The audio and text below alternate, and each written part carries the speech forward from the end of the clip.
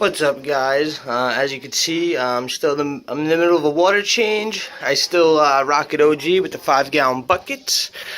Take a walk on into my room. Take a quick look at the tank. One thing I want to discuss, I see a lot of videos on it recently, and it's, like my top 3 biggest mistakes, in the aquarium hobby, or fish keeping, and they're all great videos, they're all interesting, but it's always about the fish or the tank or the water, cycling, all that stuff. But for me, my main problem, and I still have it today, my biggest problem with keeping fish tanks is I am a wiring mess. Look at that. And trust me, it does not end there.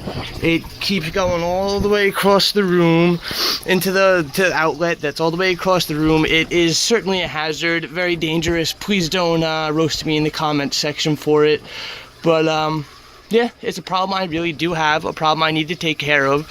And I would say that, when you're setting up a fish tank, plan that out, plan the wiring out. Make sure you know where your electricity is in the room. It's very important, because you don't want to be running a 20-foot wire all the way across the room because the tank's in a nice spot that doesn't get sunlight, yada yada yada. But then you got to have all these wires going across the floor. So when it comes to planning, fish tank planning, make sure you include all the wiring, maybe even take a notepad, if you're going to have 2 hang-on backs, or, which is 2 wires, or two canister filters, that's 2 wires right there. You're going to run 2 heaters like I do, another 2 wires, air stone, a big air pump, what the hell is that thing called, a power head.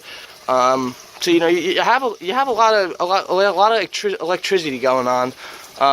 But yeah, that's it. Plan the electricity. That's my tip. My mistake, actually, not really a tip. My biggest mistake is wiring.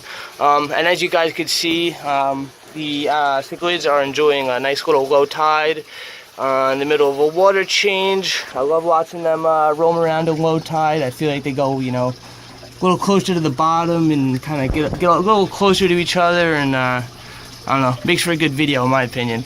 Ooh, a little rowdy right there. See, the Rostratus is a pretty rowdy guy. That's why he's got that beautiful color. But the Lethrinops, I don't know. I'm trying to find a new home for him because, look at him. He's sadly beaten. Beautiful fish. Could be beautiful, but he's just beaten to a pulp. Alright, that's enough out of me, though. Catch you guys later, and keep your wires organized.